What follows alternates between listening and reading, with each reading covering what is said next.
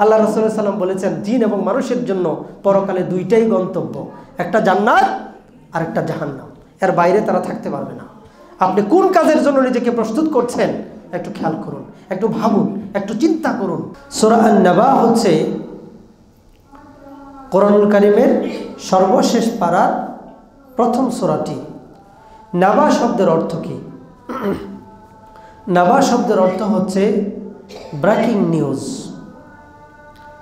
মহাসংবাদ, বিশাল সংবাদ, এটার নাম হচ্ছে নাবা। সাধারণত সংবাদ বলতে একটা কথা প্রকাশ করা হয়, আরবি শব্দ হচ্ছে সংবাদের খবর। এই খবর আমরা যেটা দেখি যে খবরের কাগজ, খবর, এই খবর শব্দটা হচ্ছে আরবি। এটা হচ্ছে সাধারণ একটা খবর, যেই খবরে তেমন কোনো প্রভাব পড়ে না। কিন্তু ব্রেকিং নিউজ হচ্ছে এমন একটা নিউজ, নাবা হচ্ছে এমন একটা সংবাদ, যেই সংবাদে মানুষ আশ্চর্যান্বিত হয়ে যাবে। মূলত সূরা নাবা কিয়ামত সম্পর্কে বলছে। যেমন আল্লাহ সুবহানাহু ওয়া তাআলা বলতেছেন আম্মা ইয়াতাসাআলুন আনিন নাবাইল আযীম আল্লাযী হুম ফীহি মুখতালিফুন। তারা কি নিয়ে মতবিরোধ করছে, কি নিয়ে তারা জিজ্ঞাসাবাদ করছে। আল্লাহ সুবহানাহু ওয়া তাআলা যে বিষয়টা নিয়ে তারা তারা বিতর্ক করছে, ইখতিলাফ করছে, এটা আল্লাহ সুবহানাহু ওয়া তাআলা প্রকাশ করে দিবেন। তো এই সংবাদটা কি সংবাদ? এই সংবাদটা হচ্ছে কিয়ামত সম্পর্কে আল্লাহ সুবহানাহু ওয়া তাআলা বলেছেন। তো কিয়ামত যেদিন ঘটবে সেই দিন মানুষ দিক বিদিক ছুটে দৌড়াবে, বিল্ডিংগুলো ধসে পড়বে, পাহাড়গুলো তোলার মতো উঠতে থাকবে, মানুষগুলো একজন আরেকজনের উপর কীট পতঙ্গের ন্যায় ছিটকে ছিটকে পড়বে, সিংহে যখন ফুৎকার হয়ে যাবে। মানুষ শুধু বলতে থাকবে কি হলো আজকে, এই পৃথিবীর কি হলো, এই জমিনের কি হলো আজকে। তো এই যে সংবাদ আসবে, এই সংবাদটা হচ্ছে ব্রেকিং নিউজ, এই সংবাদটা হচ্ছে মহাসংবাদ। তো এই যে কিয়ামত, এই কিয়ামত কতটুকু সময় ধরে,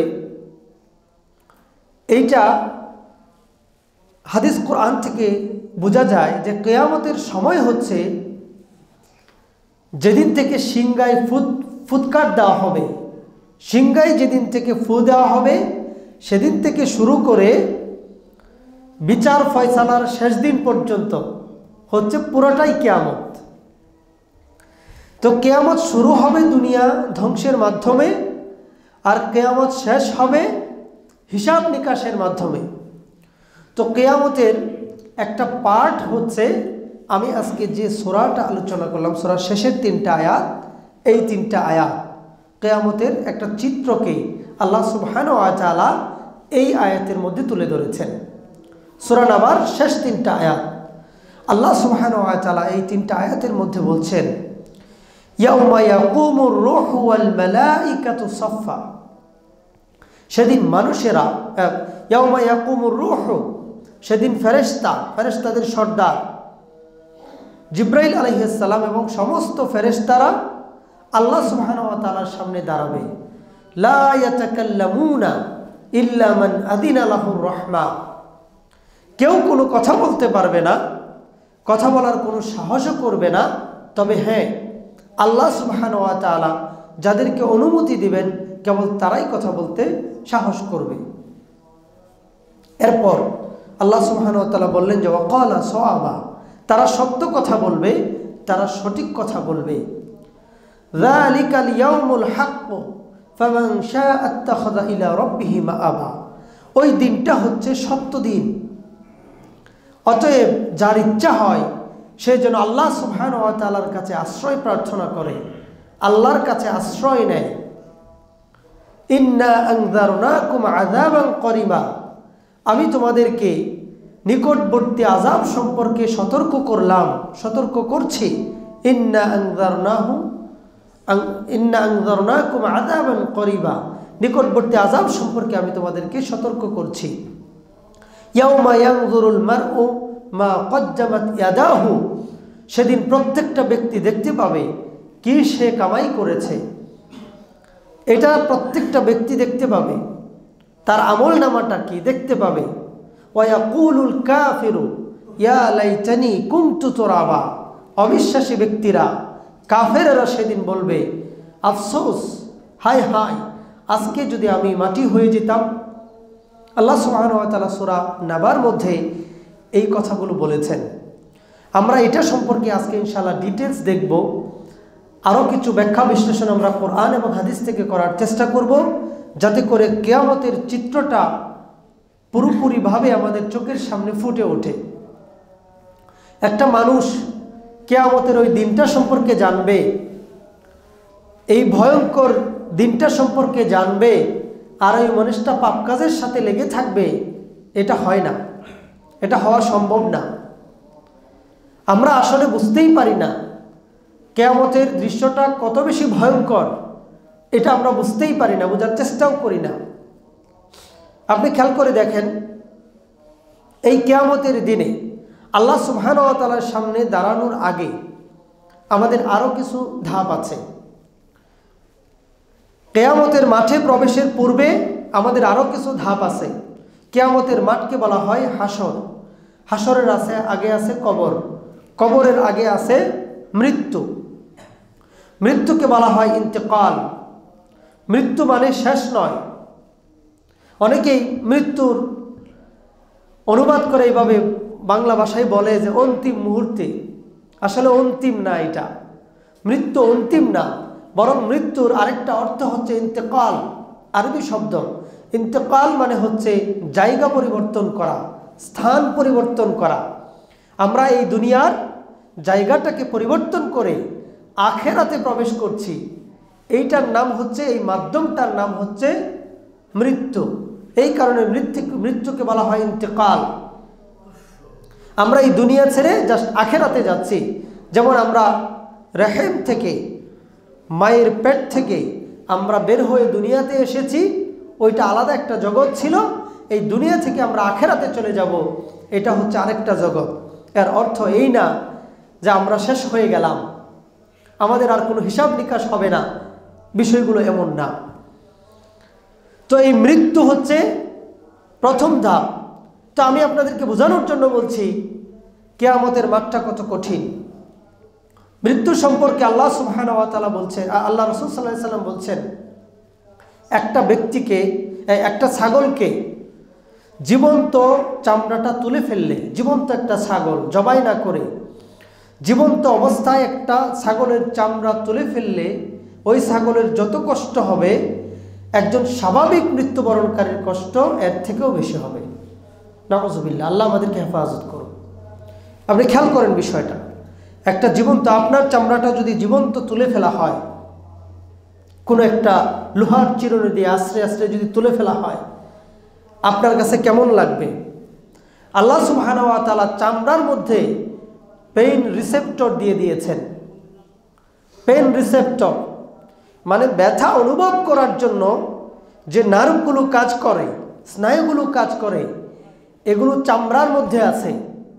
তো চামড়াটা তুলে ফেললে কি পরিমাণ কষ্ট হবে আপনি নিজে নিজে চাইলে চেষ্টা করে দেখতে পারেন, যে আমি 1 ইঞ্চি চামড়া টেনে টেনে আমার শরীর থেকে তুলব। কি ভয়ঙ্কর আপনি চিন্তা করে দেখেন। শুধুমাত্র কেবলমাত্র মৃত্যুর সময় একটা মৃত্যুকে আল্লাহ সুবহানাহু ওয়া তাআলা, আল্লাহ সাল্লাল্লাহু আলাইহি ওয়াসাল্লাম সহজ বলেছেন। কেউ যদি শহীদ হয়, এই শহীদের মৃত্যুটা হবে একটা পিঁপড়ার কামড়ের মতো। আল্লাহ যেন আমাদের জন্য নসিব করেন শহীদি মৃত্যু।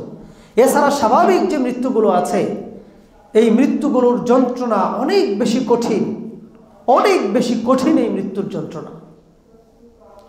মৃত্যুর যন্ত্রণাটা যত কঠিন, কবরের আযাবটা এর থেকে আরো বেশি কঠিন। কবরের আযাব, কবরের আযাবের বর্ণনা পাওয়া যায় হাদিসের মধ্যে, যে কবরে রাখা হবে, 2 ধরনের মানুষ থাকবে কবরের মধ্যে। পাপী বান্দা থাকবে, নেককার বান্দারা থাকবে। তো পাপী বান্দাদেরকে কবর চাপ দিবে, কবরের মধ্যে সাপ থাকবে, এরকম বর্ণনা পাওয়া যায়। জাহান্নামের সাথে একটা লিঙ্ক থাকবে, আর ভালো মানুষগুলো ঘুমাবে। তো হাদিস থেকে যেটা পাওয়া যায় যে মৃত্যুর যন্ত্রণাটা যত বেশি কঠিন, কবরের আযাবটা এর থেকে আরো বেশি কঠিন। কবরের আযাবটা যত কঠিন, এর থেকে হাসরের মাঠের আযাবটা আরো বেশি কঠিন। হাসরের মাঠের আযাবটা যত কঠিন, জাহান্নামের একটা নিঃশ্বাস এর থেকে আরো বেশি কঠিন। এবার জাহান্নাম তাহলে কত কঠিন? এভাবে পর্যায়ক্রমে এই যে কঠিনতাটা, কাঠিন্যটা, কঠোরতাটা, এটা ধীরে ধীরে ধীরে ধীরে বাড়তেই থাকবে, যেই পর্যন্ত না জাহান্নাম থেকে যাদের পরিত্রাণ পাওয়ার কথা, এই সমস্ত ব্যক্তিরা পরিত্রাণ না পাবে, অন্য কাফের যারা আছে, মুশরিক যারা আছে, যারা চিরস্থায়ী জাহান্নামে আছে, এদের আযাব উত্তর বাড়তেই থাকবে। এগুলো হচ্ছে স্টেপ, আযাবের ধারাবাহিকতা। তো মৃত্যুর থেকে কবরের আযাব বেশি, কবরের আযাবের থেকে হাসরের মাঠের আযাবটা অনেক বেশি। এখন তো দুনিয়াতে আমরা অনেক কথা বলি, শরীয়ত ভাল লাগে না, কোরআন পুরাণ গ্রন্থ ভাল লাগে না, মদ ছাড়া থাকতে পারি না, নারী ছাড়া ভাল লাগে না, প্রেম ছাড়া ভাল লাগে না, সুদ না খাইলে ভাল লাগে না, ঘুষ না খাইলে ভাল লাগে না। আল্লাহ কি এমন ইসলাম দিয়ে রাখছে, এত বাধ্যবাধকতা কেন করলো? কত প্রশ্ন নাস্তিকদের। আল্লাহ আমাদেরকে সৃষ্টি করলেন, তিনি আমার ইবাদত করতে বাধ্য করলেন, আবার তিনি আমাদেরকে জাহান্নাম দিবেন, এত কিছু আল্লাহ কেন করলেন আমার সাথে? আমাকে সৃষ্টি না করলেই তো পারত। নানান ধরনের প্রশ্ন, নানান ধরনের অজুহাত আল্লাহর সামনে পেশ করে। কিন্তু কিয়ামতের মাঠটা এতটা ভয়ঙ্কর, আল্লাহ সুবহানাহু ওয়া তাআলা যে বর্ণনাটা দিচ্ছেন, ইয়াউমা ইয়াকুমুর রূহু ওয়াল মালাইকাতু সাফফা লা ইয়াতাকাল্লামুনা ইল্লা মান আদিনা লাহুর রাহমা। কিয়ামতের মাঠ এতটা ভয়ঙ্কর, ফেরেশতাদের সর্দার জিবরাইল আলাইহিস সালাম, যাকে এই সূরার মধ্যে রূহ বলা হয়েছে, অন্যান্য ফেরেশতারা আল্লাহ সুবহানাহু ওয়া তাআলার সামনে দাঁড়িয়ে থাকবে। আর অন্য একটা সূরার মধ্যে বলা হয়েছে ইয়াউমা ইয়াকুমুন নাসু লিরাব্বিল আলামিন, সেদিন মানুষেরাও তার রবের সামনে দাঁড়াবে, সারিবদ্ধভাবে দাঁড়াবে, কাতারবদ্ধভাবে দাঁড়াবে। আর এই দাঁড়ানোর সময় কেউ কোনো কথা বলার কোনো সাহস করবে না। লা ইয়াতাকাল্লামুনা ইল্লা মান আদিনা লাহুর রাহমা, তবে দয়াময় আল্লাহ যাদেরকে অনুমতি দিবেন। ফেরেশতারা কথা বলার সাহস পাবে না, দাঁড়িয়ে থাকবে চুপ করে, কোনো মানুষ কথা বলার সাহস পাবে না, চুপ করে দাঁড়িয়ে থাকবে। মুহাম্মদ সাল্লাল্লাহু আলাইহি ওয়াসাল্লাম অনুমতি পাবেন সবার আগে কথা বলার। কিন্তু যারাই কথা বলবে সেদিন ওয়াকালা সাওয়াবা, তারা সেদিন সত্য কথাটা বলবে, হক কথা বলবে। আমাদের মধ্যে এরকম অনেক মানুষের আকীদা আছে যে পীরেরা সেদিন সুপারিশ করবে। অনেক সময় বলে যে পীরের হাত ধরলাম মানে জান্নাত কনফার্ম, ওই নৌকায় পা দিলাম মানে জান্নাত কনফার্ম, পীরেরা সেদিন কথা বলবে। এগুলো হচ্ছে বাউতাবাজি। সুপারিশের ব্যাপারে, কথার ব্যাপারে দুই রকমের হাদিস পাওয়া যায়, আয়াত পাওয়া যায় কুরআনুল কারীমের মধ্যে। একটা হচ্ছে আল্লাহ সুবহানাহু ওয়া তাআলা যাদেরকে অনুমতি দিবেন তারা কথা বলতে পারবে। 2 নম্বরে পাওয়া যায় যাদের জন্য অনুমতি দেওয়া হবে। সবার জন্য আল্লাহ সুবহানাহু ওয়া তাআলা অনুমতি দিবেন না, সবার জন্য সুপারিশ কাউন্ট হবে না, সবাই সুপারিশ করতেও পারবে না। তাহলে বিশেষ বিশেষ ব্যক্তিরা আল্লাহ সুবহানাহু ওয়া তাআলার কাছে সুপারিশ করবে। এটার মূল নীতি হচ্ছে আল্লাহ যাদেরকে অনুমতি দিবেন আর যাদের জন্য অনুমতি দেওয়া হবে। তো কেউ যদি গুনাহগার হয়, কেউ দুনিয়াতে আল্লাহকে মানে নাই, রাসূল সাল্লাল্লাহু আলাইহি ওয়াসাল্লামকে মানে নাই, তাহলে ইসলাম মানে নাই, কোরআন মানে নাই, সুন্নাহ মানে নাই, এই সমস্ত ব্যক্তিদের জন্য কেন আল্লাহ সুবহানাহু ওয়া তাআলা সুপারিশের অনুমতি দিবেন? যারা আল্লাহ সুবহানাহু ওয়া তাআলাকে অস্বীকার করত, পরকালকে অস্বীকার করত, দিবেন না। তো সেই দিনটা এতটা ভয়ঙ্কর যে কেউ কোনো কথা বলার সাহস পাবে না। আর যারাই কথা বলবে, হক কথা বলবে, সত্য কথা বলবে। আল্লাহ সুবহানাহু ওয়া তাআলা বলছেন যালিকাল ইয়াউমুল হক ফামান শাআ আত্তাখাযা ইলা রাব্বিহি মাআবা, ওই দিনটা হচ্ছে সত্য দিন। অতএব যাদের ইচ্ছা হয় আল্লাহ সুবহানাহু ওয়া তাআলার কাছে যেন আশ্রয় প্রার্থনা করে, যেন আশ্রয় গ্রহণ করে নেয়। 2টা বিষয়। একটা বিষয় হচ্ছে ওই দিনটা হচ্ছে সত্য দিন, 1 নম্বর বিষয়। 2 নম্বর বিষয় হচ্ছে আল্লাহ সুবহানাহু ওয়া তাআলা বলছেন যে ওই দিনে যাদের ইচ্ছা হয় তারা যেন আল্লাহ সুবহানাহু ওয়া তাআলার কাছে আশ্রয় প্রার্থনা করে, আশ্রয় যেন চেয়ে নেয়।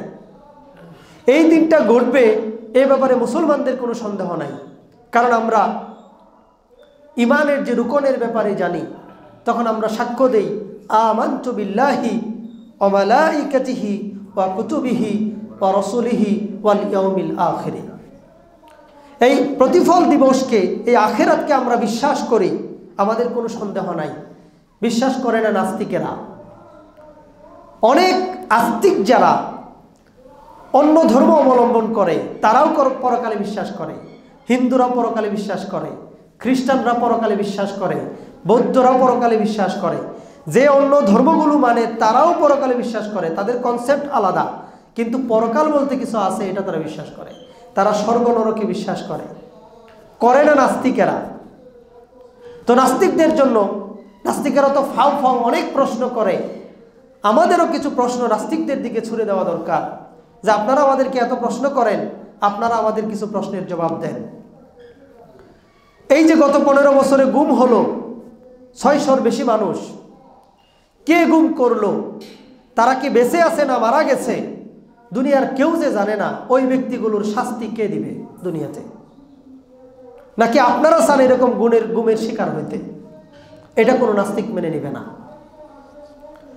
তো এই যে গোপনে হত্যা করে, গোপনে মানুষ পাপ করে, এই যে অনেক লোকজন হাজার হাজার কোটি টাকা মারলো এবং তারা এই দেশ থেকে পালিয়ে গেল, এদের বিচার আপনি কোন আদালতে করবেন? বাংলাদেশের আদালতে সম্ভব হতেও পারে, নাও হতে পারে, হবেই না, এটাই স্বাভাবিক। তো তাদের কি বিচার হওয়া উচিত নয়? যারা এত হাজার হাজার কোটি টাকা বাংলাদেশের মেরে দিয়েছে, যারা গুম করেছে, খুন করেছে, নীরবে দুনিয়ার কেউ জানে না, নির্জনে হত্যা করেছে, হোলি আর্টিজানের সাজানো নাটক আপনি খেয়াল করে দেখেন। আমার দেশ পত্রিকার মধ্যে এসেছে যে ওরা নিজেরা 4 জন বন্দীকে হত্যা করে এরপরে বলতেছে যে সম্মুখ যুদ্ধে এরা নিহত হয়েছে, বন্দুক যুদ্ধে এরা নিহত হয়েছে, এরা হচ্ছে জঙ্গি। এই তকমাটা লাগিয়ে দিয়ে এমন একটা জঙ্গি নাটক সাজিয়ে দিয়ে পিস টিভিকে বন্ধ করা হলো।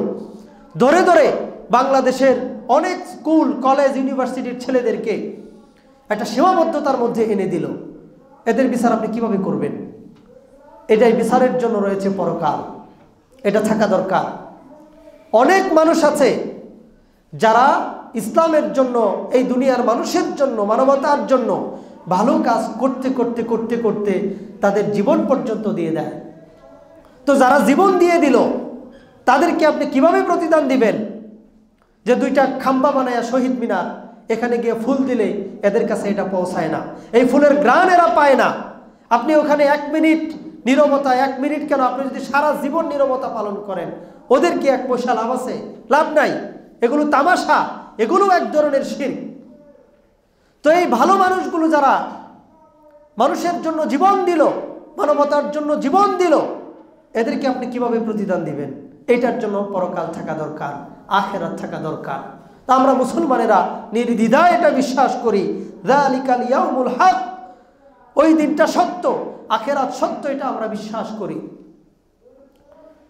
এরপরে বলা হয়েছে ফামান শাআ আত্তাখাযা ইলা রাব্বিহি মাআবা, অতএব যাদের ইচ্ছা হয় তারা যেন আশ্রয় প্রার্থনা করে। আল্লাহ সুবহানাহু ওয়া তাআলা এই কিয়ামতের মাঠে আল্লাহর কাছে আশ্রয় প্রার্থনার কথা কেন বললেন? বোঝাই যাচ্ছে এই দিনটা স্বাভাবিক কোনো দিনের মতো হবে না। দুনিয়াতে আমরা যেমন আরাম আয়েশের মধ্যে আছি, এরকম স্বাভাবিক একটা দিনের মতো হাসরের মাঠের সময়টা হবে না। হাসরের মাঠের সময়টা হচ্ছে 50,000 বছরের সময়। তো আমরা দুনিয়াতে কতদিন বাঁচি? যতদিন বাঁচি এটার মধ্যে সুখ আছে, দুঃখ আছে, শীত আছে, গ্রীষ্ম আছে, এইভাবে করে আমরা পালা করে বাঁচি। দুনিয়াতে কোনো মানুষ সারা জীবন কষ্টে থাকে না, দুনিয়াতে কোনো মানুষ সারা জীবন সুখেও থাকে না, পালাক্রম আছে। কিন্তু কিয়ামতের মাঠ যে 50,000 বছর, এখানে যদি আমরা ভালো থাকতে না পারি, দুনিয়ার সংক্ষিপ্ত সময়ের মতো এটা না। আল্লাহ রাসূল সাল্লাল্লাহু আলাইহি ওয়াসাল্লাম বললেন, সহিহ মুসলিমের হাদিসের মধ্যে আসছে যে মিকদাদ রাদিয়াল্লাহু তাআলা আনহু হাদিসটা বর্ণনা করছেন, সূর্যটা সেদিন 1 মাইল বা 2 মাইল উপরে থাকবে।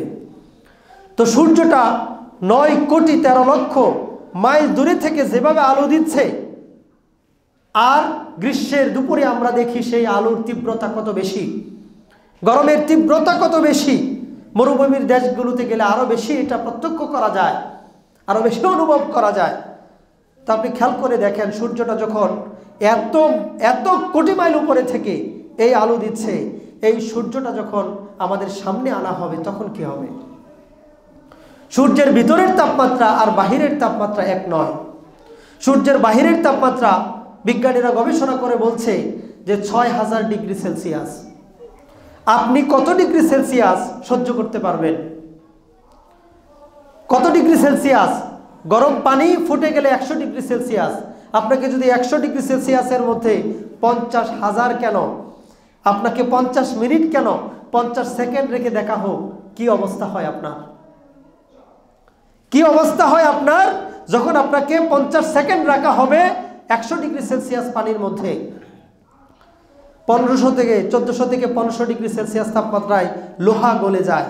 একটা গলন্ত লোহার এরকম, যেখানে লোহা গলিয়ে বিভিন্ন স্ট্রাকচার দেওয়া হয়, এই রকম একটা জায়গায় যদি আপনাকে ফেলে দেওয়া হয়, শ্বাসের মধ্যে যদি আপনাকে ফেলে দেওয়া হয়, আপনার হাড্ডিগুলোও গলে যাবে, থাকবে না। মাত্র 1500 ডিগ্রি সেলসিয়াস। 6000 ডিগ্রি সেলসিয়াস হলে অবস্থাটা কি হবে? আর বিজ্ঞানীরা বলছে যে সূর্যের ভিতরের তাপমাত্রাটা হচ্ছে 15 লক্ষ কেলভিন। এই সূর্যটাকে ওপেন করে দেওয়া হবে, সূর্যটা থাকবে 1 মাইল বা 2 মাইল উপরে। মিকদাদ রাদিয়াল্লাহু তাআলা বর্ণনা করছেন। এবার আপনি খেয়াল করে দেখেন হাসরের মাঠটা কতটা ভয়ঙ্কর, কতটা কঠিন, কতটা যন্ত্রণা। আয়েশা রাদিয়াল্লাহু তাআলা আনহাকে রাসূল সাল্লাল্লাহু আলাইহি সাল্লাম বলছেন, বুখারীর বর্ণনা, যে আয়েশা, কিয়ামতের মাঠে সবাই উলঙ্গ হয়ে উঠবে। আয়েশা রাদিয়াল্লাহু তাআলা আনহা বললেন, যে ইয়া রাসূলুল্লাহ সাল্লাল্লাহু আলাইহি ওয়াসাল্লাম, কিয়ামতের মাঠে সবাই উলঙ্গ হয়ে উঠবে, সেদিন কি আমার লজ্জা লাগবে না? আমার কি সেদিন শরম লাগবে না? বলছে, আয়েশা, কিয়ামতের মাঠে কোনো ব্যক্তি অন্য কোনো ব্যক্তির দিকে তাকাবে এই সময় নাই। সবাই ব্যস্ত, সবাই দৌড়াদৌড়ির মধ্যে, সবাই এক আযাবের মধ্যে থাকবে। এখানে কেউ কারো দিকে তাকাবে এই সাহস তো কোনো প্রশ্নই আসে না। সবাই শুধু নাফসি নাফসি করতে থাকবে, নবীরা পর্যন্ত নাফসি নাফসি করতে থাকবে। বলছে, আল্লাহ আমার কি হবে? আল্লাহ আমাকে বাঁচাও। আল্লাহ আমার কি হবে? আল্লাহ আমার কি হবে? শুধুমাত্র একজন নবী উম্মতি উম্মতি বলবেন, আমার উম্মত, আমার উম্মত, আমার উম্মত। আর সকল নবীরা যেখানে বলতে থাকবে নাফসি নাফসি নাফসি, আল্লাহ আমাকে বাঁচাও, আল্লাহ আমাকে বাঁচাও। এটা সোজা কোনো মাঠ নয়, অত্যন্ত ভয়ঙ্কর একটা মাঠ। ইয়াউমা ইয়াফিরুল মারউ মিন আখি ওয়া উম্মিহি ওয়া আবিহি ওয়া সাহিবাতিহি ওয়া বানি। আল্লাহ সুবহানাহু ওয়া তাআলা বলছেন, সূরা আবাসার মধ্যে আয়াতগুলো এসেছে 34 থেকে 37। আল্লাহ সুবহানাহু ওয়া তাআলা বলছেন, কি বলছেন? ইয়াউমা ইয়াফিরুল মারউ মিন আখি ওয়া আবিহি, সেদিন ব্যক্তি তার ভাই থেকে পালাবে, দৌড়ে যেতে থাকবে যে আমার কোনো ভাই ছিল না। দুনিয়াতে এক ভাই আরেক ভাইয়ের জন্য জীবন দেয়, কিন্তু কিয়ামতের মাঠে ভাই ভাইকে চিনবে না, দৌড়ে পালাবে। এরপরে বাবা থেকে পালাবে, তার মা থেকে পালাবে, তার সঙ্গী সাথী থেকে পালাবে।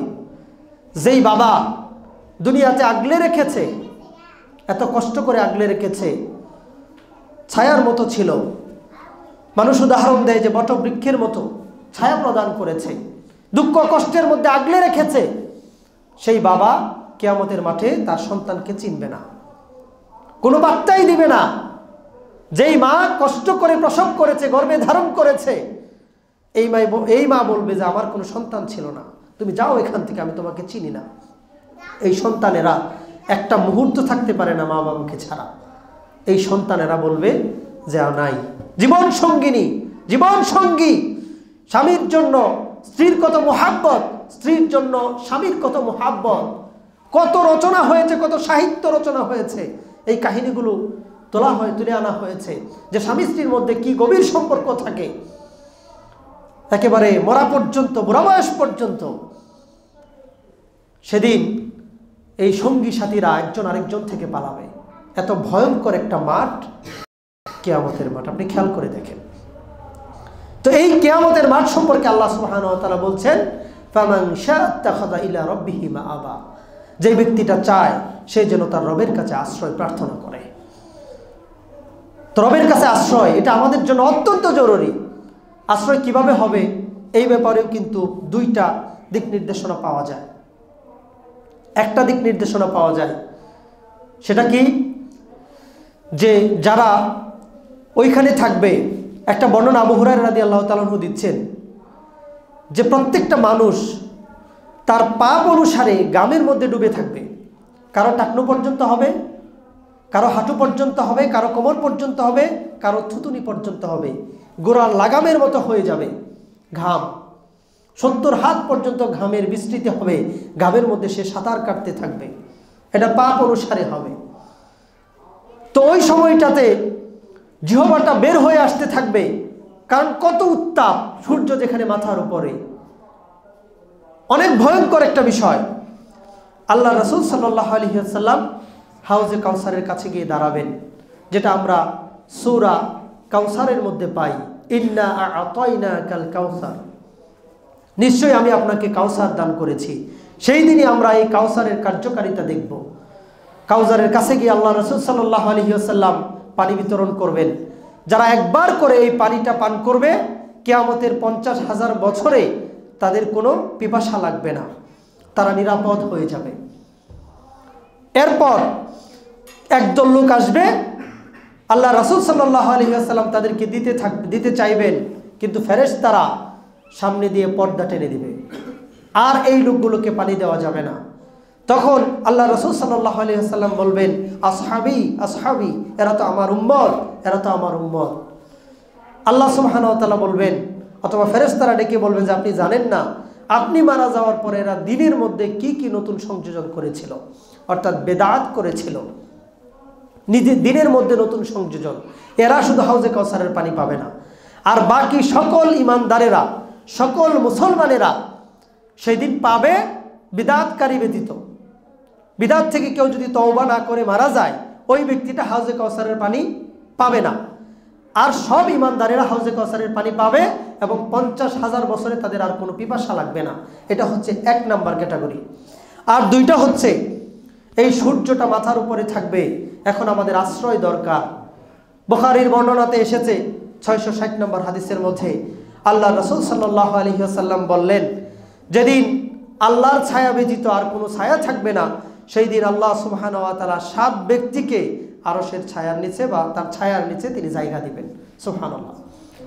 এখন দেখতে হবে এই 7 ব্যক্তির বৈশিষ্ট্য কি, আমাদের সেইখানে আমাদের নাম কি আমরা লিখতে পারলাম কিনা। 1 নম্বরে আল ইমামুল আদিল। আল ইমামুল আদিল, ন্যায়পরায়ণ নেতা। তাহলে আমরা যে যে লেভেলের নেতা, যে যে লেভেলের ইমাম, সেই জায়গাটাতে আমাদের ইনসাফ প্রতিষ্ঠা করতে হবে, ইনসাফ প্রতিষ্ঠার কথা বলতে হবে। 1 নম্বর বিষয়। আল্লাহ সুবহানাহু ওয়া তাআলা নির্দেশ দিয়েছেন, ইন্নাল্লাহা ইয়া'মুরু বিল আদলি।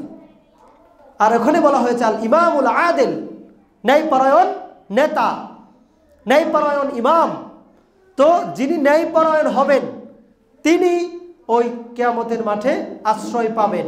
এরপরে বলা হয়েছে ওয়াশাবুন নাশাআ ফি ইবাদাতি রাব্বি, ওই যুবক, যেই যুবকটা তার যৌবনকালটা আল্লাহর ইবাদতে ব্যয় করে, কোনো হস্তি নষ্টি করে না, এই করে সেই করে না, বাজেভাবে সময় নষ্ট করে না, আল্লাহর ইবাদতে যে ব্যক্তিটা সময় নষ্ট করে যৌবনকালটা।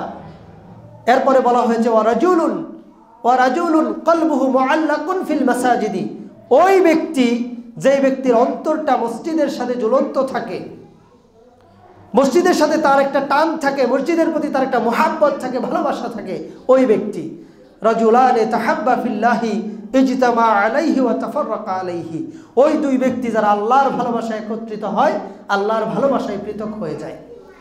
এরপরে বলা হয়েছে ওয়ারাজুলুন তালাবাতহু ইমরাআতুন যাতু মানসিবিন ওয়া জামালিন ফাকালা ইন্নী আখাফুল্লাহ, ওই লোক, যেই লোককে কোনো সম্ভ্রান্ত পরিবারের সুন্দরী কোনো রমণী আহ্বান করে কুকর্মের জন্য, আর সে বলে ইন্নী আখাফুল্লাহ, আমি আল্লাহর কাছে আশ্রয় প্রার্থনা করি, আমি আল্লাহকে ভয় করি, আমি আল্লাহর ভয়ে তোমার সাথে এই খারাপ সম্পর্ক আমি রাখতে পারবো না।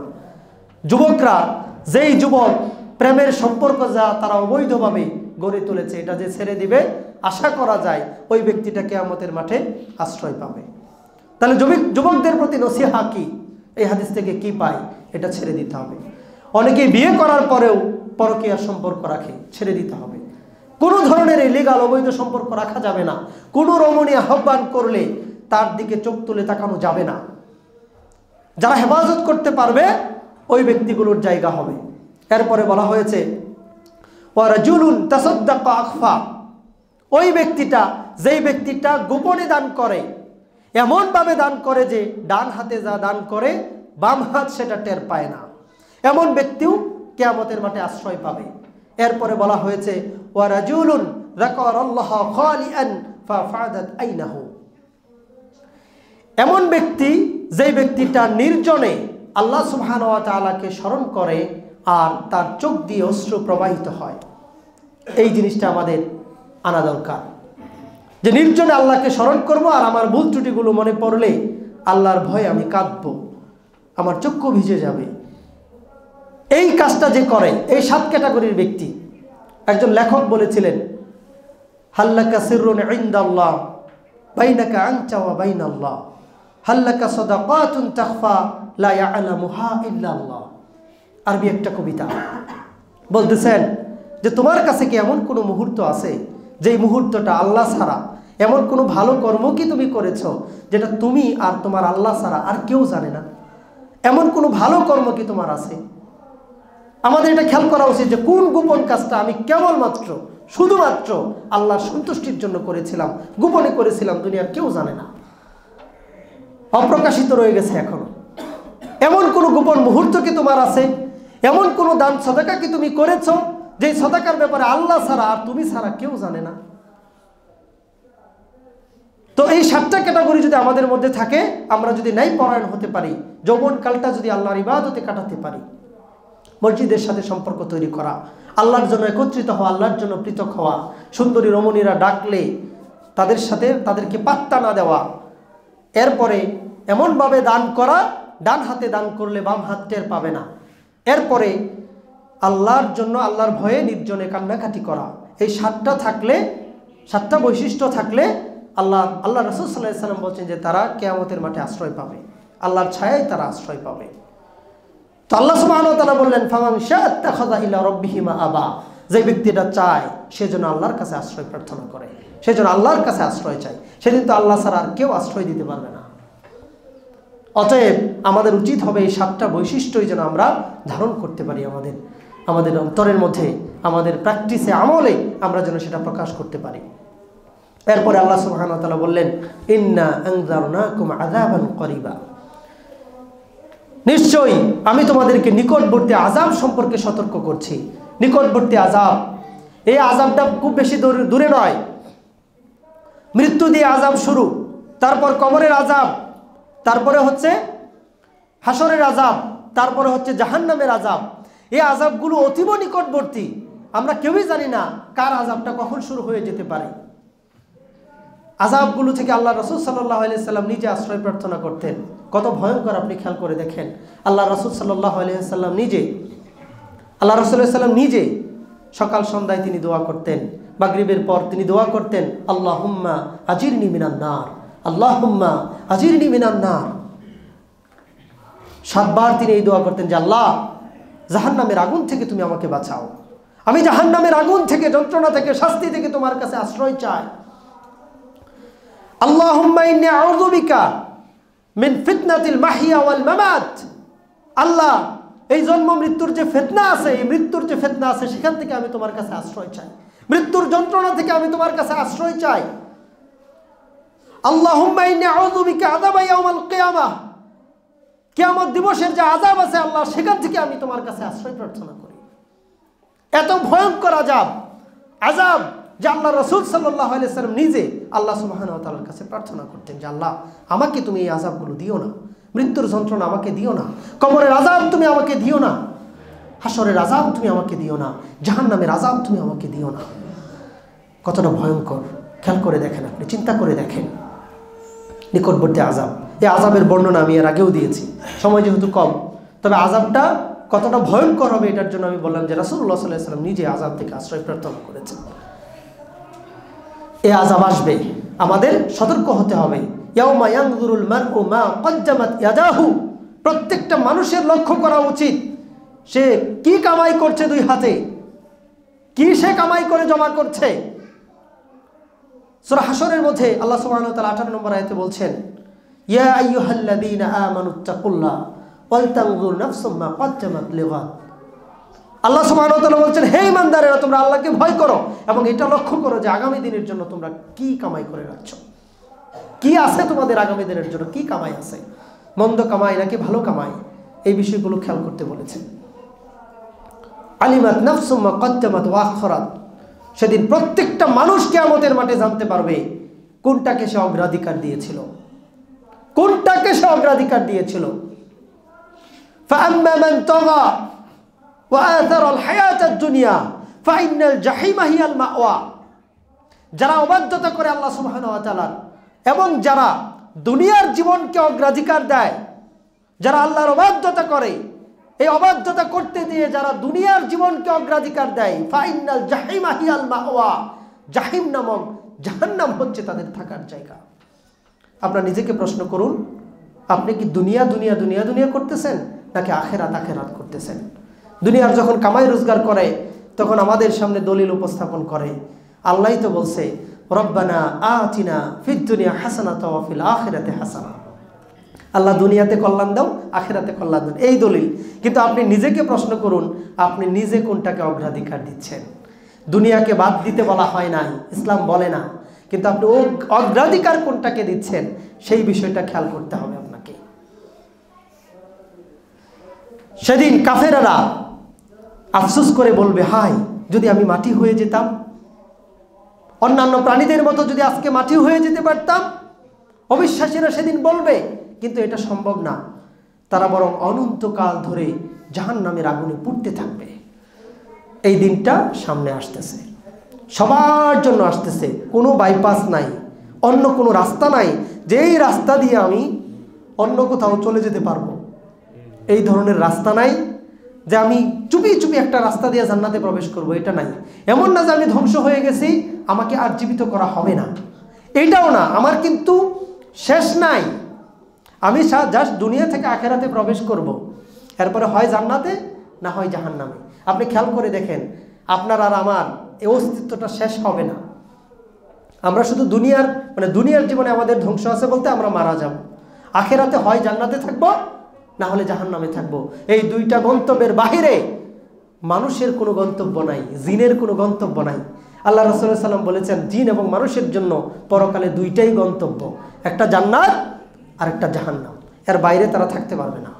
আপনি কোন কাজের জন্য নিজেকে প্রস্তুত করছেন একটু খেয়াল করুন, একটু ভাবুন, একটু চিন্তা করুন। দুনিয়ার জীবন খুব তাড়াতাড়ি চলে যাবে। আল্লাহ আমাদেরকে বুঝদান করুন, আমিন।